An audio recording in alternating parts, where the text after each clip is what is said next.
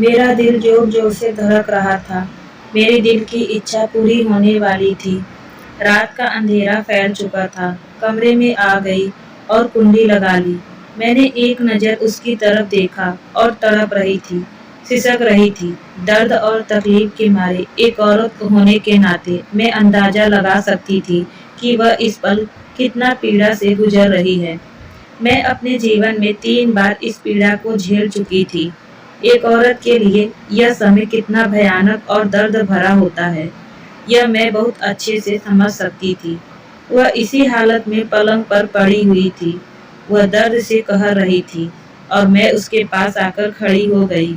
वह बहुत कुछ बोलते जा रही थी, मेरी मिन्नतें करती जा रही थी, लेकिन मुझे उसे पर थोड़ा सा भी तड़प नहीं आ रहा था।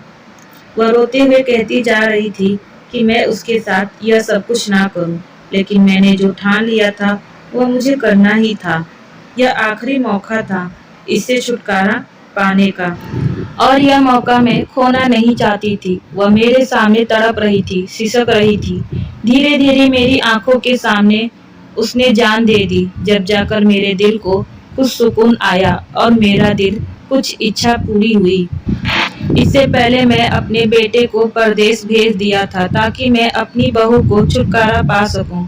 लेकिन उसे नहलाते समय जब मैं मगरमच्छ के आंसू बहा रही थी और मेरे आंसू उसके चेहरे पर गए तो अचानक मैंने महसूस किया कि उसके शरीर में हरकत होने लगी। यह देखकर मैं दंग रह गई। मेरा छोटा सा घर रंग बिरंगी लाइटों से सजा हुआ था। सारे रंग बिरंगी रोशनी बरामदे में फैली हुई थी। हर तरफ खुशी का माहौल था। गांव की लड़कियां ढोलक बजा रही थी और गाना गा रही थी। गांव की बाकी औरतें मेरे साथ बैठी हुई थी और बातों में व्यस्त थी। तकरीबन सभी लोग खुश थे और खुश का माहौल था। काफी अरसे के बाद गांव में होने वाली यह शादी सबके लिए खुशी की वजह थी, सिवाय मेरे इकलौते बेटे विवेक की शादी थी। मैंने अपने बेटे विवेक की शादी के लिए कितने सपने देखे, लेकिन आज मेरे सारे के सारे सपने शीशे की तरह टूट कर बिखर गए थे। मैं विवेक की शादी अपनी सहेली की बेटी पल्लवी से करना चाहती थी, लेकिन एक दिन अचानक ही विवेक मेरे पास आया और मेरे पैरों पे बैठकर मुझे विनती की, माँ, मुझे अपने पास वाले गांव के एक लड़की पसंद आ गई है जिसका नाम कोमल है। मैं उससे शादी करना चाहता हूँ। आप मेरा रिश्ता लेकर कोमल के घर जाएं। अपनी बेटे के यह बात सुनकर मेरे होश उड़ गए थे। मैंने कहा, ऐसा नहीं हो सकता विवेक, मैं पल्लवी को बहू बनाना चाहती हूँ। कोमल का ख्याल अपने दिल से निकाल दो। मैं गुस्से से कहा तो विवेक ने मुझे कहने लगा, अगर आप मेरा रिश्ता लेकर नहीं जाएंगी तो मैं हमेशा के लिए घर छोड़कर चला जाऊंगा। मुझे पल्लवी से शादी नहीं करनी है और ना ही वह मुझे पसंद है। विवेक के इस धमकी से मैं डर गई थी, क्योंकि वह मेरा इकलौता बेटा था और कमाने वाला अकेला सहारा था। घर में मेरी 2 छोटी बेटियां थी और उनकी भी शादी की उम्र होने वाली थी। मैं परेशान हो गई थी कि अगर विवेक घर छोड़कर चला गया तो हमें खिलाने वाला कोई नहीं रहेगा और मेरी बेटियों की शादी कैसे होगी।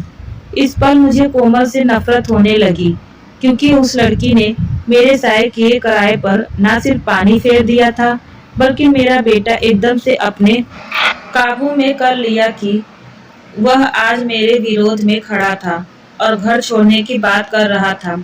हालांकि मेरा बेटा बहुत आज्ञाकारी था, लेकिन आज उसका यह रूप देखकर मैं डर गई थी। मैंने जज्बाती होने के बजाय अकल से काम लिया। ठीक है, तुम बैठ जाओ आराम से। जैसा तुम कहोगे वैसा ही होगा।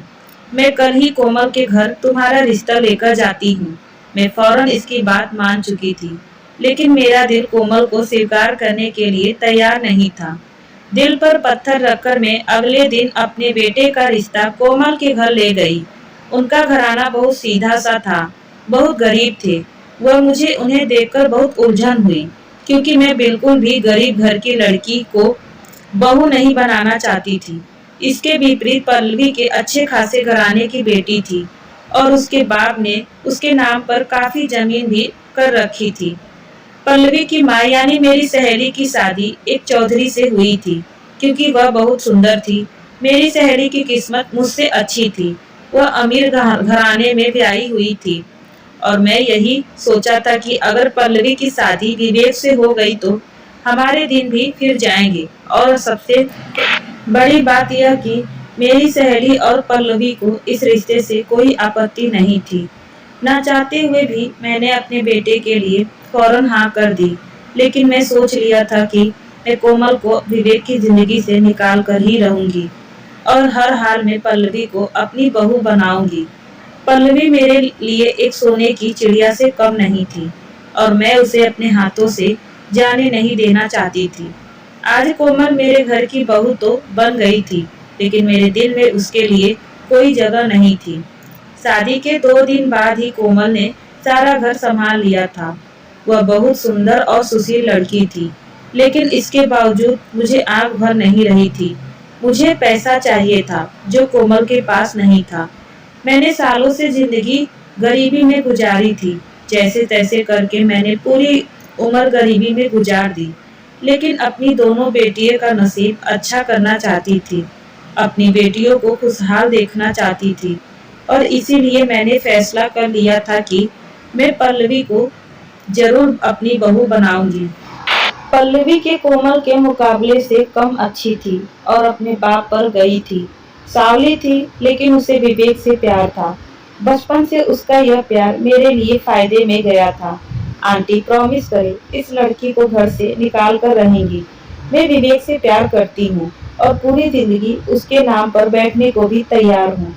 विवेक की शादी के दिन पल्लवी ने मुझसे कहा तो मैं संतुष्ट हो गई थी, यानी कि वह भी अभी विवेक से शादी करना चाहती थी।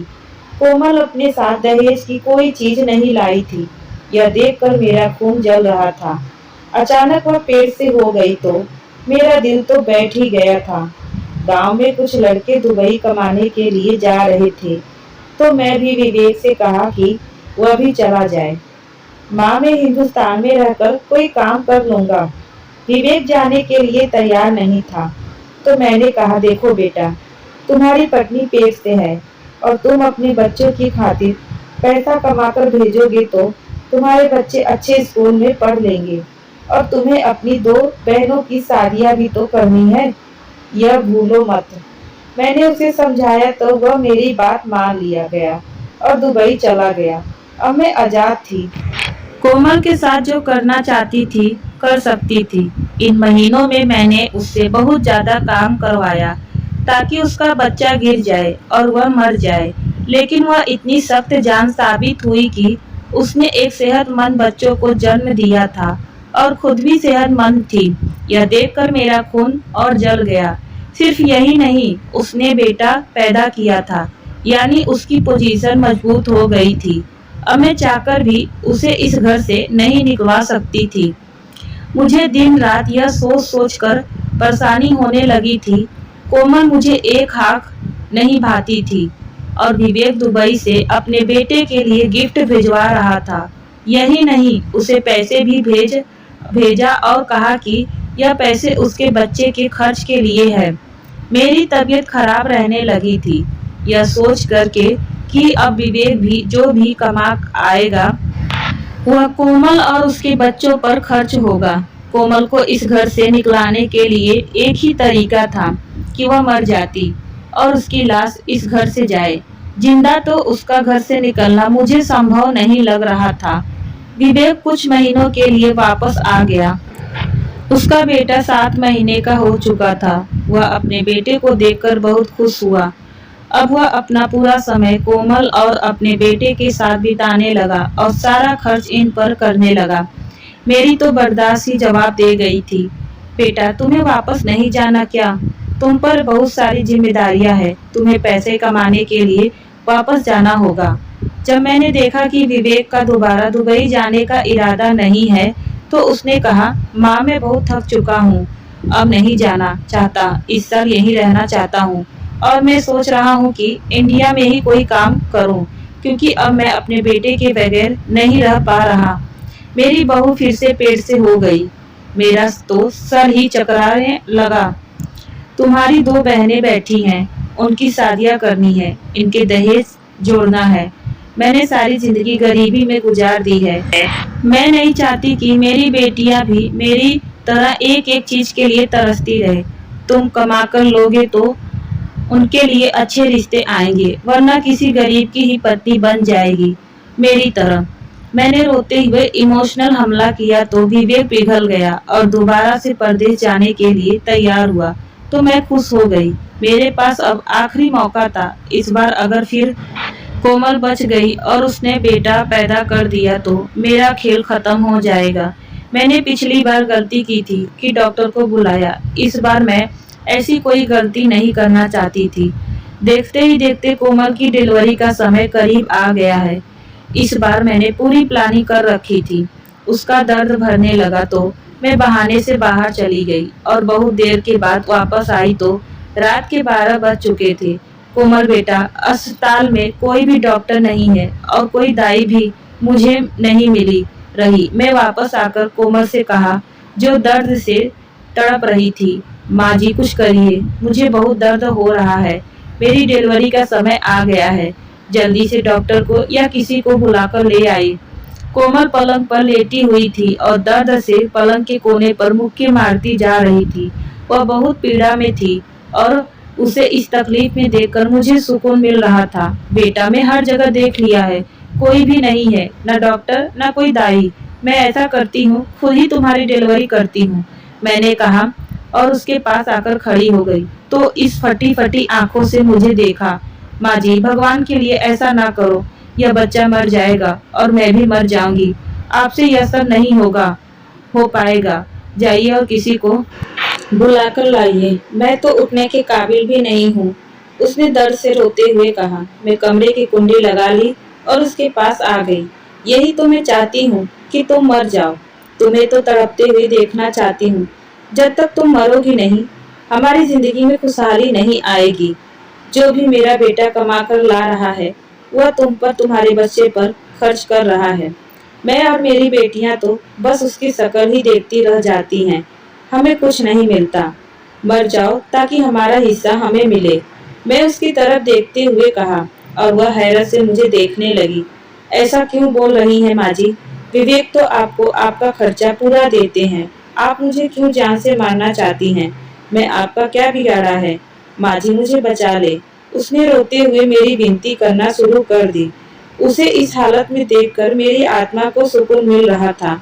इस सुकून को मैं शब्दों में बयां नहीं कर सकती। मैंने देखा दर्द के मारे उसका चेहरा पीला पड़ गया था। मुझे विश्वास हो गया था कि अब वह नहीं बचेगी, क्योंकि डॉक्टर ने कहा था कि इसकी डिलीवरी के केस बहुत मुश्किल हैं। ऑपरेशन के बगैर इस बच्चा नहीं होगा और अगर ऑपरेशन के बगैर बच्चा हुआ तो कोमल मर जाएगी। यह बात मैंने किसी को भी नहीं बताई थी। मैंने इस राज को अपने दिल में कैद कर लिया था और यही चाहती थी कि डिलीवरी का समय आए तो कोमल तड़प तड़प कर मर जाए। उसे खून की कमी थी। उसका खून बहुत कम हो चुका था। अगर उसे और खून ना चढ़ाया गया तो मर जाएगी। यही बात डॉक्टर ने मुझे बताई थी और उसे इस वक्त सफेद खून की जरूरत थी। मैंने इसकी डिलीवरी करनी शुरू कर दी। वह दर्द के मारे शायद बेहोश हो गई थी। बच्चा पैदा हो गया। बच्चा भी मुर्दा था। मैंने देखा तो मुझे महसूस हुआ कि कोमल अब जिंदा नहीं रही। मैं उसकी सांसें चेक की तो उसकी सांस मुझे महसूस नहीं हुई, मगर नाड़ी हल्की सी चल रही थी। नाड़ी तो काफी देर तक चलती रहती है, लेकिन उसे सांस नहीं आ रही थी। मैं खुशी से पागल हो गई कि वह मर चुकी है। मैं कमरे की कुंडी खोल दी और बाहर निकलकर रोना धोना शुरू कर दिया। पूरा गांव इकट्ठा हो गया। मेरे रोने पर गांव वालों ने देखा तो इनमें से एक ने कहा कि यह मर चुकी है। फिर हर तरफ शोर मच गया। गर्मियों के दिन थे, जल्दी सुबह हो गई तो हमने उसे नहलाया शुरू कर दिया। मैं मगरमच्छ के आंसू बहा रही थी। उसे नहलाते हुए जब मेरे आंसू उसके चेहरे पर पड़ी तो मैंने देखा उसके शरीर में हरकत से हो रही है। हैरत से मेरे सर पर जैसे आसमान गिरा था और पैरों तले से जमीन निकल गई। अरे, यह तो जिंदा है, नहलाने वाली औरत ने चिल्लाते हुए कहा। एकदम से एक शोर मच गया। सारी औरतें डर के मारे चीखने लगी। फौरन डॉक्टर को बुलाया गया। डॉक्टर ने सारा चेकअप किया तो उसने मुझसे बोला, आपसे किसने कहा कि यह मर गई है? अक्सर ऐसा होता है कि इंसान के दिल की धड़कन और सांस कुछ देर के लिए बंद हो जाती है, मगर वह मरता नहीं है, मौत के करीब चला जाता है। यह जिंदा है और कुछ घंटे के लिए उनकी हालत ऐसी हो गई थी जैसा कि उन्हें मौत आ गई हो। उनकी यह हालत दर्द और तकलीफ की वजह से हुई थी। डॉक्टर ने बताया तो हम सबके होश उड़ गए। काफी कमजोर दिल औरतें वहीं पर यह सुनकर बेहोश हो गई। डर के मारे थोड़ी देर बाद ही कोमल ने आंखें खोल दी। अब वो पूरी तरह से होश में आ चुकी थी। रात को ही विवेक को कोमल की मौत की खबर मिल गई थी और वह वहां से चल चुका था। थोड़ी देर में विवेक रोता हुआ आया तो सबने उसे खुशखबरी सुनाई कि उसकी पत्नी जिंदा है। अब मेरा परेशानी से बुरा हाल था, क्योंकि कोमल मेरा असली रूप देख चुकी थी। कोमल, तुम जिंदा हो, यह चमत्कार कैसे हो गया? विवेक ने उसके माथे को चूमते हुए कहा। तो डॉक्टर ने विवेक से कहा कि ऐसा होता है, इसे न्यूरोट्यूटेट कहते हैं। इसी हालत में इंसान मौत के करीब पहुंच जाता है और सबको लगता है कि वह मर गया है, लेकिन कुछ घंटे के लिए वह बिल्कुल मुर्दा ही लगता है। फिर उसके शरीर में हरकत होती है और वह मरा हुआ नहीं होता, सिर्फ मौत के करीब चला जाता है। आपकी पत्नी के साथ भी यही हुआ है, और वह इसीलिए हुआ कि वह सदमे में और दर्द से बेहोश हो गई थी। मुबारक हो, आपकी पत्नी बिल्कुल ठीक है। डॉक्टर ने विवेक से कहा तो वह खुश हो गया। सब खुश थे सिवाय मेरे। अब मुझे यही परेशानी थी कि कोमल सारी सच्चाई विवेक को बता देगी, लेकिन ऐसा कुछ नहीं हुआ। कोमल ने विवेक से मेरी कोई शिकायत नहीं की, बस शिकायती नजरों से मेरी तरफ देखती रहती थी। मैं पूरा दिन उदास रहने लगी थी। विवेक हमेशा के लिए इंडिया आ गया था। इस दौरान मेरी छोटी बेटी बीमार रहने लगी। बाद में पता चला उसे ब्लड कैंसर है और वह मरने वाली है। यह खबर सुनकर मुझ पर तो जैसे कयामत थी टूट पड़ी। वह मेरी सबसे छोटी बेटी थी और मुझे सबसे ज्यादा प्यारी थी। माँ जी कहते हैं, जिसे भगवान रखे उसे कौन रख सके। आपने मुझे जान से मारने की पूरी कोशिश की, लेकिन भगवान ने मुझे बचाया था। शोर मचा लिया। जो लोग दूसरे के लिए गड्ढा खोदते हैं, वह अक्सर खुद ही उस गड्ढे में गिर जाते हैं। एक दिन कोमल ने मुझे यह कहा तो मैं हैरत से उसकी तरफ देखा। तुमने मुझे बददुआ दी है, मैंने रोते हुए कहा। नहीं, मैंने आपको कोई बददुआ नहीं दी, लेकिन भगवान ने देख रहा है ना, आप किसी को और की बेटी की जान लेना चाहती थी और अब अपनी ही बेटी की जान से हाथ धोने पड़ रहे हैं। इसे कहते हैं भगवान के लाठी में भी आवाज होती है। आपने क्या सोचा था कि मैं मर जाऊंगी और आप और आपकी बेटियां हमेशा जिंदा रहेंगी इस दुनिया में? कोमल ने कहा तो मैं रोने लगी। देखो, मुझे माफ कर दो ताकि मेरी बेटी ठीक हो जाए। अपनी बेटी की जान बचाने के लिए मैंने उसके आगे हाथ जोड़ते हुए अपने कर्मों से भगवान से माफी मांगने। जो लोग दूसरों का बुरा चाहते हैं, उनके खुद के साथ बुरा होता है। वह यह कहकर चली गई। उसकी बातों से लग रहा था कि उसका दिल मुझे माफ करने को नहीं चाह रहा। वह कैसे माफ करती? उसका बच्चा मेरी वजह से मर गया था। मैंने उसकी जान लेने की कोशिश की थी। अब मुझे मेरी गलती का एहसास हो रहा था कि मैं किसी की बेटी के साथ कितना गलत किया। जब आज मेरी बेटी पर आई तब मुझे समझ आया कि मैं उसके साथ कितना बुरा किया। मैंने बहुत बड़ा पाप किया था। अब शायद ही भगवान मेरे पाप को माफ करे। दोस्तों, कैसी लगी कहानी जरूर बताइएगा कमेंट में। अच्छी लगी हो तो हमारे चैनल को सब्सक्राइब, वीडियो को लाइक शेयर करना मत भूलिएगा। धन्यवाद दोस्तों, फिर मिलती हूँ एक नई कहानी के साथ।